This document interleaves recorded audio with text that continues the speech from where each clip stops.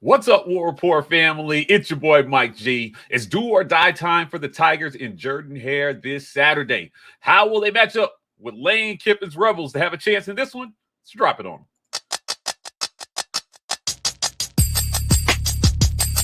You are now listening to the War Report. Drop. What's up and good morning, War Report family. It's your boy Mike G here with my guy B Will. We're talking Auburn football this morning.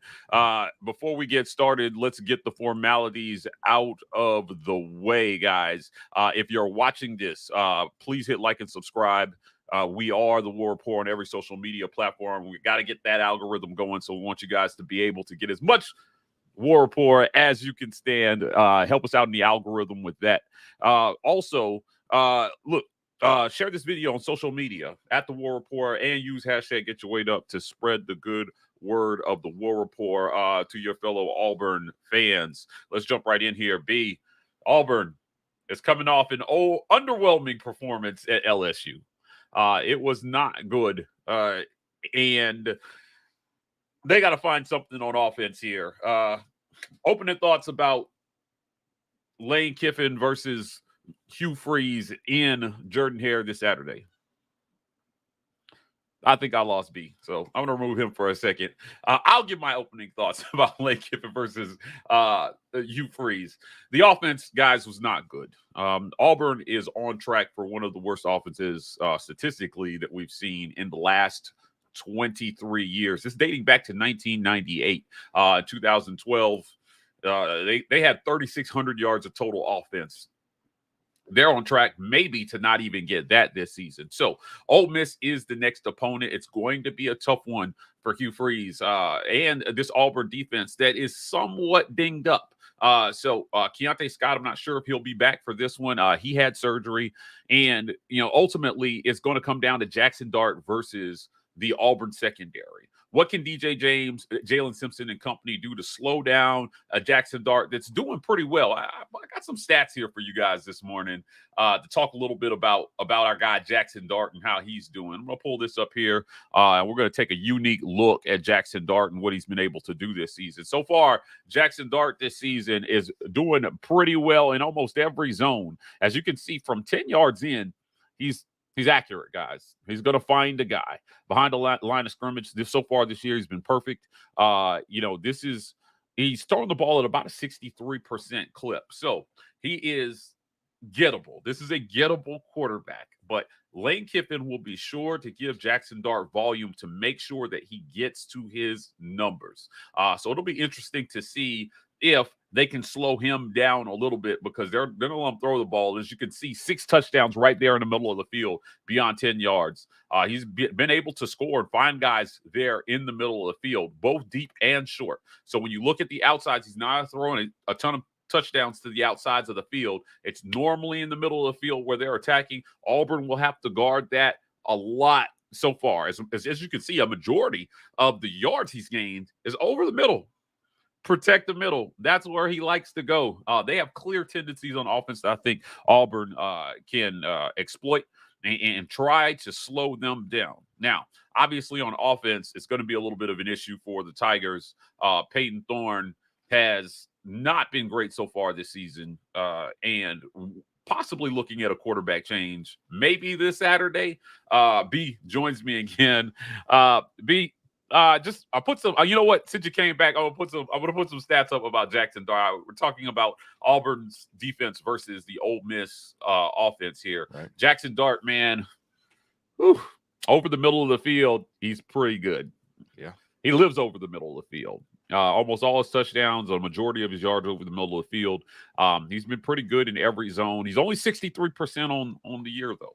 He's only 63% on the year. So This is a gettable quarterback. What are your thoughts on Jackson Dart versus the Auburn secondary? Jackson Dart is gettable. He makes mistakes from time to time. He's going to give you an opportunity to pick him off. But the middle of the field, intermediate, really is a good sign for him in the Ole Miss offense, because that's where a lot of coaches won't let quarterbacks throw if they don't trust them. Yeah, we've often wondered why we didn't pass over the middle more, whether it was with Gus and at times with Harsin and now even with Hugh Freeze. But to be honest with you, the middle is where you go to get tipped balls and intercepted balls if you aren't pinpoint accurate, if your timing isn't great. So if your timing isn't great, then you should stay away. Jackson Dart getting the green light and Lane Kiffin calling those plays to go over the middle, that means he has the trust of his coach, and it makes everything else in the offense work better. So that's why they've been better this year on offense. And I don't know how good we're going to be. I would have told you before last week against LSU that, hey, we're the best passing defense they would have seen. But now with the guys that we have been missing, it's still a dicey proposition. And we still had guys out there. It seems like the SIP being on the field makes a night and day difference. It just does, especially when you do have to bracket a really, really good receiver. And do we have enough with Keontae Scott, respectively, coming back and playing this weekend? Do we have enough? Will Simp be on the field having enough? I think that makes this a much dicier proposition for Ole Miss than it would have been if either one of those guys is out. Right. But we shall see. I don't see him having the same deep success that he has had. Well, he's been a little shaky deep. That's where his percentages drop. He's been like 1/3, 33, 34, 35% out there. And I think that probably holds. But the real question is, are we going to be able to control them coming over the middle and still going to the outside? We shall see. Yeah, you got to create pressure on Jackson Dart. Now, he's about 50-something% under pressure so far this year, but he's only under pressure on 30% of his dropbacks. So Auburn is going to have to find a way to get after this young man and make him uncomfortable. Let's talk about the Auburn pass rush here for a second. Auburn has to find a way to make him uncomfortable. You got a pocket QB. I mean, he's an underrated runner at times. He ran for like 140 yards in this game last year. Yeah, he's a decent runner. He's a decent runner. But you still got to create pressure. You got to make him uncomfortable. How does Auburn get him out of his comfort zone and maybe force him into a few mistakes? Well, the real question would be, do we have a pressure package that can do it, or does their offensive line have a susceptible point, a weak point somewhere in that front? So far from what I've seen, they don't have a point that's just egregiously bad where you can just say attack that side. Now, I haven't looked at the advanced metrics. I'm waiting on those to come out on Friday. There's a couple sites that post some of those to let us know if we have a distinct advantage at any individual position against Ole Miss's offensive line. But from what I can see, it's still going to be about us creating pressure. 4 is going to be a tough task. That's the problem. 4 is a tough task. You still got Quinshon Judkins, who's still an outstanding runner for them. And I think you have to respect that run. You have to load up like what teams want to do to us, except they've got a guy who can be accurate passing over the middle, intermediate, maybe not downfield so much, but you still got to respect it all. So if you got to create pressure on them, you're going to have to do it with 5. But do you want to send somebody when they're going to be throwing over the middle of the field? That means you send the linebacker, you're toast. You send the linebacker and you're toast, because Lane's going to dial it up and they know that we want to send one. Asante's probably our best blitzing player. Well, I'd say DK as well. DK, Asante, they're still our run defenders. So you're going to send somebody after the blitz, you better pick correctly and you better get home, because they're going to have the tools in their belt to adjust to make us pay for it. Let's flip over to the other side of the ball, the Auburn offense versus the Ole Miss defense. Brian, Auburn, obviously the question for everybody is, who is Hugh Freeze going to roll out there first at quarterback? Will it be Robbie Ashford, or will he continue to go with Payne Thorne? He told us at the Monday presser that we should expect to see both quarterbacks. That leads me to believe that Thorne may start. If that is true, what are the chances that they go with Thorne, and how many boos will they get from the crowd if they do that? I mean, right now, before you go, public perception is tough right now on that young man, and so is, I mean, the trials and tribulations of being the Auburn starting quarterback, right? Like, right. They say, what's the old trope? Way too much credit and way too much for the blame. So far, and I want to stress, the problems on offense are widespread and systemic. I think it starts with what they're asking them to do. I don't think they've done Thorne any favors, but they brought him in here because they expected him to be better at a baseline than what he's been. Right. We expected a higher floor. The floor was going to be raised, right? Right. Regardless of play calling and receivers and all this stuff. Right. I was talking to Ben Taylor today on WNSIP, and he was talking about how at the end of the day, Thorne not being able to, or barely being able against LSU to get to 102 yards, it says something about maybe those receivers at Michigan State were carrying him and not the other way around. Like I said, I'm not sure how much I think that maybe that's true to some extent, but I think more of this is on Hugh Freeze. However, they've got to find something that works over these last 6 games. So again, I'll ask my question again. What are the chances we see Robbie Ashford first on Saturday, given what I just said? There's always a chance that Hugh Freeze could have said exactly what he said in the presser, just so Ole Miss didn't think that there was going to be a full Robbie-controlled offense. The most dangerous runner. They know that they're going to see him, but nobody has seen him be unleashed as if he were the starter, which means the full breadth of the offense at his disposal and the offensive coordinator calling it that way.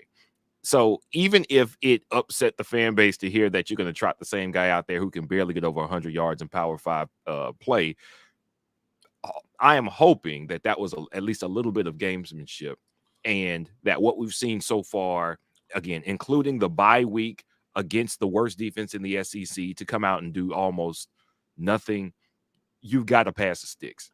Thorne has to pass the sticks. Whether it's Robbie, and you would assume it's Robbie because he's gotten the most snaps and experience so far this season, and Holden Geriner, pass the sticks to somebody else, whether you thought it was going to work, whether you thought Thorne was going to have a really high floor and make your offense work at a bare minimum. Like you said, our lows should be higher than they are. It's not working. I don't think it can get any worse than barely breaking 100 yards passing in Power 5 play each game. I think you've got to go with Robbie. Whether he starts, hey, maybe Thorne is on the field for the first drive and then we see nothing but Robbie after that. Whether or not he starts, to me, isn't as important as who's getting the bulk of the snaps and who was preparing to attack the Ole Miss defense this week in practice. I hope that's been Robbie Ashford. I'll tell you this. Whether he starts or not is kind of important to me based on the tendencies that this coaching staff has shown. Number one, I think it will point to a mindset that maybe they can still get it done with Thorne. Maybe they can. My faith is waning. Number two, he has not shown a propensity so far to let Robbie Ashford stay in the game for extended periods of time, even when he's doing well. Yeah. It feels like he's pulling the plug on him every time he starts to get something going. So not letting him get the start, to me, points to more of the same. Until we see something, I could be wrong. Until we see something different, it's going to be interesting to see. Let's move on here from quarterback and let's move to the running game. We're going to stay on quarterback because Peyton Thorne is the leading rusher. How do they get this running game going? Batia and Cobb, Cobb got some really, really good time against LSU. Showed the promise that a lot of fans expected out of that young man. How did they get the running game going, in a way that actually makes Ole Miss nervous? Well, the way to do that would be to play Robbie Ashford. Stop me if you've heard this. Okay, but a running quarterback being back there, it opens things up for the running backs. We saw an offense and an offensive line that could what was the worst yards before contact offensive line in the SEC last season before Cadillac took over, and all of a sudden it turns into one of the best ones. Now, Robbie was still back there, but they weren't asking him to do the things that would make him dangerous running, which would then in turn free things up for the running backs. If you do that, the running backs are going to have room. They're going to find that room. But how intentional do you want to be about that? To me, this comes down to whether Hugh Freeze has said, well, you know what? I know what I want to do this year. It's not going to work. It's just win game time. It's win game time, keep the ship together time, keep these kids motivated time, keep the recruits on board time, and just win games. That is now my sole purpose.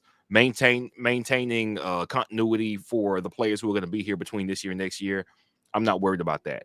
Does he just want to win the games? Because we know he wants to throw the ball, or we know at the very least he wants to be a balanced offense. We've seen him stop a talented, potent run game and make some pass attempts in the middle of a good drive. And it slow our drive down because we haven't been able to connect in the passing game.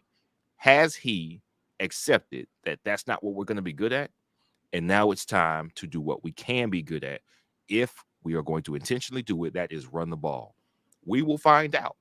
Every week we find out something else about what our coaching staff thinks and where they're at mentally about what our kids can do.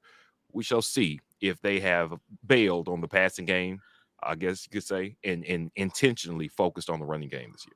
Yeah, it's going to be really interesting to see how they're able to get that going. Me personally, Jarquez Hunter has had a rough start to the season. I'd like to see that young man get going. But T, obviously, I think is doing well. We've seen him, but at some point they have to commit to a plan. We point to quarterback with a lot of the rotation that's going on, but the truth is that they've been rotating almost every position. Wide receiver, running back. I mean, we've seen a lot of guys play. You just got to find a way to get in a rhythm and do something that works, I think. And that'll be interesting to see if they can do that. So, can they keep their cool, right, if Ole Miss gets out to a fast start in Jordan-Hare? Now, I recorded a podcast last night, and one of the things we talked about was, can Lane Kiffin take out the crowd early? Jordan-Hare is a tough place to play. Don't underestimate the home field advantage that they have in this one. Oh, yeah. It's going to be a tough one for Jackson Dart to come in and try to find success. The energy is going to be great. I know people have not lost hope in Auburn football just yet for the season. But I expect that to be a raucous environment. Guys, let's pay some bills really quickly. This morning drop is brought to you in part by Manscaped. Across the nation, gentlemen, I have an urgent message for you. The episode is brought to you by Manscaped.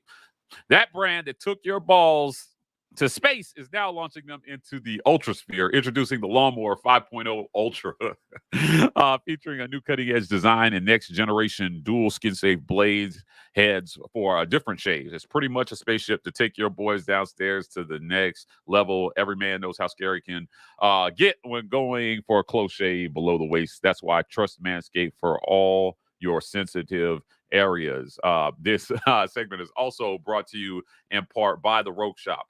RogueShop.com. Use code RAPPORT to get 15% off that order. Rogue Shop is a longtime sponsor of the War Report. They do great work over there.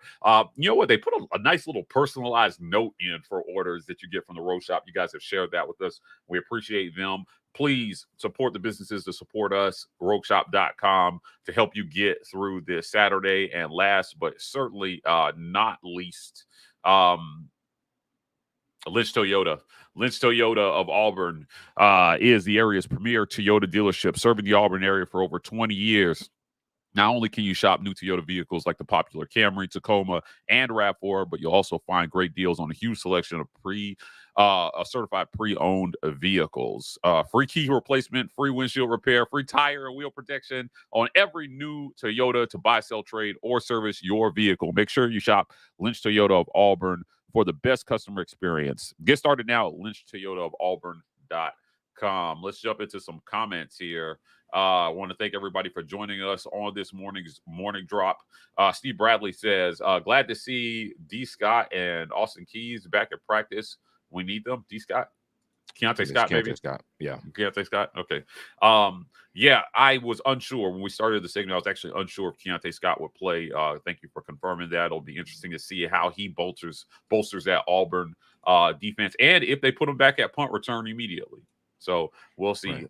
Jonathan Boyson says, if we don't create pressure, though, he will dice us up. So I'm not so sure. I look at Peyton Thorne between last year and this year, and he has improved. They've improved some things. What's his name? Lane Kiffin's quarterbacks get better year two if they stick with him. If he sticks with them and they stick with the team, they get better year two. Jackson Dart is better than he was last year. He's still not scary. And that doesn't mean it takes a scary QB. Like Jayden Daniels was scary. He was scary. Under pressure, he can make throws. He's accurate way downfield. That's not Jackson Dart. They don't have the same level of offensive talent that LSU had. I'm not quite as worried as I was about Jay. I was legit worried about Jayden Daniels, but Jackson Dart doesn't scare me as much, man. And their offensive line isn't elite. Pass blocking this year, I'm looking at some of the advanced stats for. These are averaged up to the game they played against Arkansas. This hasn't been accounted for after they played that game, but Ole Miss offense, their rush success 75 out of 130, which is not great. So we don't have to necessarily be so worried about the run. They haven't been run blocking fantastic. Now, they have a lot of success passing, but that's not because their offensive line has been doing a bulk of the work. It's been scheme and the quarterback being better. I'm not too worried. I'm not too worried about getting blown out of this game the way Jaden Daniels and company are. It's going to be still about, can we control the clock? We still have to do that. That's still the game plan. The game plan, like it should have been against LSU, is run, control clock, run, control clock, run, control clock. If we do that, I don't think this is the type of offense that can just, I'm going to flip the switch and I'm going to get whatever I can get as soon as I get the ball. Jaden Daniels and company, that was the type of offense they can go for 7 every time. Jackson Dart and company, I don't know if y'all watch their games. They start slow usually, and then they kind of build up a little bit, and their second halves are way better. If we stifle them and keep the ball away, they will have trouble keeping it going, and we can keep Ole Miss and Jackson Dart under control. Agreed. Kevin Wong, appreciate you becoming a member. Continue to do this. This is a great way to support our channel. Stephen Bradley, we got to get our running game going like it was intended. Agreed. I think the running game is going to be super important, especially if you can't. I mean, it should help open things up for the passing game if you can run effectively, but expect teams to load the box and try to stop Auburn. I imagine that's going to be the formula for everybody defensively going forward. Corey Weber says, I think I read that the top wide receiver for Ole Miss is out this weekend. That changes things. Yeah, we'll look into that one. We've got a show tonight, so we'll talk about that on the show tonight. Martin says, gifted 5 memberships. We appreciate the gifted membership. Thank you, sir. 5 whole memberships. Check your email for those gifted memberships that Martin just gave. Lisa Wise comes in and says, Auburn fans should never boo, in my opinion. I agree. Lisa, people are human, though. And so there will be some fans that will be upset enough to rain down the boo birds if different decisions aren't made. Corey Weber says, Robbie was obviously here in the spring. How can he not have a full grasp of the passing game? I don't believe it. I don't think the passing game existed in the spring. I think they were just getting guys in, teaching fundamentals, and starting to implement system. I don't think it was a fully developed offense. He and was it Philip Montgomery? They had not started to ideate and create what this was going to be yet. That's what I think. Yeah, he said that all spring too, but ultimately it's football. He can throw the football at a clip well enough to keep Auburn in games, because we saw him do it last year, and he's got a healthy shoulder this year. So we'll see if he gets a chance to show off that brand new healthy shoulder. Bankroll Blockade says, I can't lie, I don't approve of booing, but if the coach gonna keep spitting in fans' faces, hey. This comment is why I brought that up about, will there be backlash? Forget the booing, just backlash. If there is not a change made. During LSU, there was a lot of obvious frustration from invested onlookers about pulling Robbie again at the times that they pulled him. After halftime, I thought, if he has any success here, they're probably going to roll with him for the rest of the game. It's pretty clear Thorne is not going to be effective at a level that's going to keep Auburn competitive. He had one good drive after halftime. However, Auburn ended up losing 48-18, a little worse than I had predicted. Yeah. I don't know if I would characterize it as spitting in fans' faces, but certainly it's tough to see the same decisions being made over and over again for the same results. Right. So that's what he's talking about here. Any comment on this? If we lose by double digits and they started or played Peyton Thorne predominantly more than they did Robbie Ashford, a lot of what the self-assessment that takes place after games and took place during the bye week that Hugh Freeze has talked about, it won't matter how close things may have looked on tape or how the conversations went or how the week of practice went. None of that is going to matter if you roll out here after 6 games of basically the same thing and come out here and lose a game again and don't play a guy who has looked better with his allotment of snaps than the other guy has. I think the fan base is going to be on fire if that happens. Yeah, and to be clear, that's not a ton. Like Robbie Ashford has 22 pass attempts on the season. Yeah. So he's had to try to find a way to make a difference. With little to no chance to make an impact. Certainly, he did all he could, 3 of 4. You gave him 4 attempts. He completed 3 of them. I'm not sure he could do much more than that with those opportunities. P-Pass says, I'm the founding member of the Peyton Thor Redemption Tour. Someone has to be, so I will be there. The tour may be over by 7:15. P-Pass says he's got 15 minutes worth of patience for Auburn's current starting quarterback. TK says Robbie knows the offense, and he did in the spring. Remember Coach Hugh Freeze presser after the spring. Accolades for his reads in a monsoon and a beautiful seam pass. Yeah, Robbie up the seam is money. Him passing up the seam pass, is crazy. Yeah, he can throw that pass. They talked about doing more things that work and doing less things that don't. I think maybe it is just that simple. Just do it with a different guy. Notch Cleveland says, I hope it's not another thing where the boosters are telling them to keep playing Thorne. I don't know about boosters, but I will tell you this. It has crossed my mind whether NIL has an effect on this, right? Now, he was pretty public about the truck he got from the Chevy dealership, I think it was, in town. And ultimately you hope that money decisions are not influencing who starts. That is, you're pro football at that point. Yeah. You're pro football, and I like college the way it is. Next comment is from Steve Bradley. Is Thorne under warranty? If so, he needs to be returned. Hope they still got the receipt. I'm going to say he's not under warranty because he didn't get his truck from Lynch Toyota. We know they got lifetime warranties over there. That's Chevy Dakota warranty, Brian. So, no, not under warranty. Gonna have to find a way to get some out of them. Lisa Daniel says, I'm watching from home. I gave my tickets to my son. When things go left, I can turn it off. You can't walk out when you spend money. The reason why I put this comment up was fan interest and engagement. It felt like at the beginning of the year, everyone was hyped. Recruiting is going well. Right. They're just like, there's nowhere to go but up. And they cut a hole in the ground and went down offensively. Literally. They found the floor and cut a hole in it, B. How much does this win mean to the overall enthusiasm of the fan base?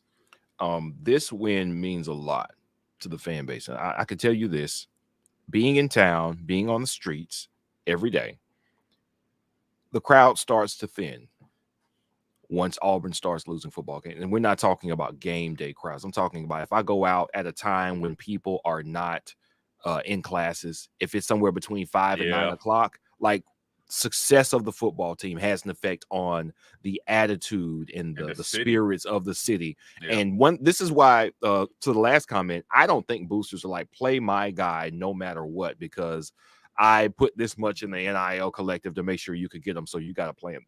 This is why, because the boosters know that, and everybody who's ever looked at these numbers know that recruitment of regular college students depends on success and the visibility of the football program. Every time we have a spike in football, we have a spike in enrollment. We have a spike in the city and the resources, and everybody who owns a business in the city knows that money goes up. Boosters don't want to tank the success of Auburn as a community just to play one dude because I like that dude. That's not what they want to do. They want Auburn to succeed. Now, they may want their dude to be the reason why Auburn succeeds, but at this point, we have seen something isn't working there, and I think anybody who may have been very invested would be willing to go ahead and part ways with the idea that Thorne has to be the starter. The city depends on, if we can't beat a very good LSU team, a decent Texas A&M team, a very good Georgia team, we've had 3 strong opponents to start SEC play, and I think everybody knows that. He's been given a bit of grace for how those turned out as far as wins and losses. They were much uglier losses than they had to be, and that's where all the griping comes in.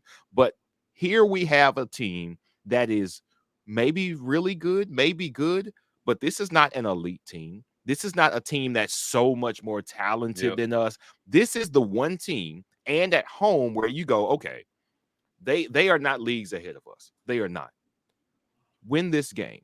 Because now, if you don't, you're telling me we're only potentially better than Vandy and Mississippi State and New Mexico State? Yeah, we be going bowling, but the prospects of who we are as a program change if you can at least beat an Ole Miss team when they are good. You should be able to beat an Ole Miss team when they are good. The other teams had a head start in recruiting and all those things that you talked about. Ole Miss has not. Beat Ole Miss, because people are going to start jumping off the ship if you don't beat Ole Miss. Yeah. No, Justin Thomas says, I'm a young guy, but I'm still in the booing stage if they roll out another boo performance. She's so funny. Boo if it's boo. Gotcha, Justin. Look, I'm not in favor of booing kids, but Right. I wholly support booing millionaires that are paid to make these decisions, because sometimes booing is a form of accountability. The people the reason you can make $6 million a year coaching Auburn football is because of the people who show the passion and interest and show up to the games. And when they're telling you do something different, or figure it out, or we're not happy, booing is one of the only forums they have to do that. I'd rather that than slinging slander on social media, but that's just me. James Barnett, if Payne Thorne plays horrible, he will get booed, even though they shouldn't. At the same time, if Robbie enters the game, the stadium will explode. Just saying. You know how they say the backup quarterback is always the most popular guy on campus. Well, that's true when it's below standard. I still think no matter who goes out there, they got to find something that works. And I'm not sure the coaches have done that just yet. So find something these guys can execute. TK says Jordan Hare Stadium is magic at night, and we've willed wins in there before. You and I have witnessed the same for years. Agreed. Weird things happen in this game. We're gonna make a prediction, and it's gonna be wrong, because in Jordan Hare anything can happen. Last comment here before we get out of here. Stephen Finch says, I just want the common sense to who has the hot hand to play, and that person the either drive. I essentially just whoever's hot, leave them in. That's what this comment is about. Who's ever hot, leave them in. I don't think the quarterbacks. I think the quarterback switching has probably been amongst the most baffling of decisions that's been made by this coaching staff. So they've got to figure out a way to get the right guy in the game, keep him in the game, and then give him a chance. Because ultimately, I'll close on this. It makes me wonder, what is it going to take for Robbie Ashford to get a chance, to do this year? A real chance, right? Not as a package guy, but as the guy. And how bad does it have to get before they make the switch? I've said this before. I'll say it again. If I gave my last year of eligibility to this staff, I'd be pissed. I'd be mad. Right? I'd be mad. Guys, I want to appreciate everybody. I want to thank everybody for joining the morning drop here with me and my guy B Will. Guys, share this video on social media at The War Report and hashtag Get Your Weight Up. Hit like and subscribe. This helps us in the algorithm so we can continue to reach more people and bring you more content. We're not done with Fireside with The War Report. You guys definitely want more of that content at The War Report on Instagram and Twitter. TW Report on TikTok. As always, I want to thank our show sponsors for making this morning drop possible. We'll be back at you guys tomorrow. Actually, it's Wednesday. We'll be back at you Friday with more morning drop. So look out for everything that we've got coming on the podcast network. We've got a lot of great content coming in audio only format. We're signing off. As always, War Eagle. War Eagle.